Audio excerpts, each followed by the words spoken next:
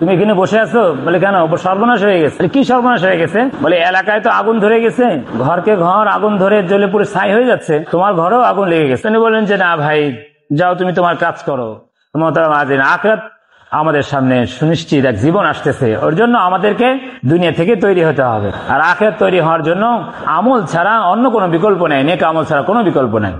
হুজুর সাল্লাল্লাহু আলাইহি ওয়াসাল্লাম পুরো উম্মতকে এই কথার উপরে উঠাইছেন যে আমলের উপরে ওঠো, তো এর দ্বারা তোমার দুনিয়ার জিন্দেগিও নিরাপত্তা, আখিরাতের জিন্দেগিও নিরাপত্তা হবে। দুনিয়া সুন্দর হবে, আখিরাত সুন্দর হবে।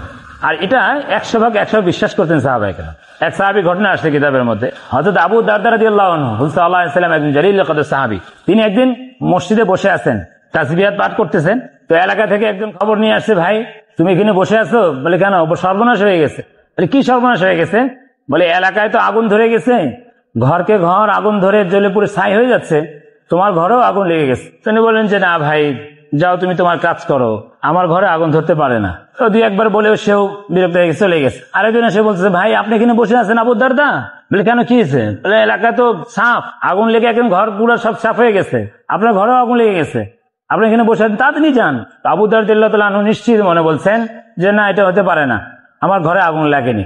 তৃতীয় আরেকজন আসছেন, এসে বললেন, আবু দারদা এলাকায় আগুন লেগেছিল, ঘরের পর ঘর আগুন লেগে জ্বলে পুড়ে ছাই হয়ে গেছে, আপনার ঘরের কাছে এসে আগুন নিভে গেছে, আপনার ঘরে আগুন লাগেনি। তিনি বলছেন আলহামদুলিল্লাহ, আমি তো জানতাম এটা। তো তারা উপস্থিত সবাই বললেন, এটা কিভাবে আপনি নিশ্চিত হলেন? এত নিশ্চিন্ত মনে কথা বললেন, এত গ্যারান্টি দিয়ে বললেন, আপনি কি জানতেন? আপনি গায়েব জানেন? বলে না, মসজিদে নববীতে বসে আছেন আর বললেন যে এই কবরওয়ালা, হুজুর সাল্লাল্লাহু আলাইহি ওয়াসাল্লামের রওজা দিকে বললেন যে এই কবরওয়ালা হযরত মুহাম্মদ মুস্তাফা সাল্লাল্লাহু আলাইহি ওয়াসাল্লাম আমাদেরকে খবর দিয়েছেন, বলেছেন, আমাদেরকে আমল শিখাইছেন, যে ব্যক্তি ঘর থেকে বের হওয়ার সময় দোয়া পড়ে বের হবে, সন্ধ্যা পর্যন্ত আল্লাহ তাআলা তার জান মাল সমস্ত সম্পদকে আল্লাহ তাআলা হেফাজত করবেন।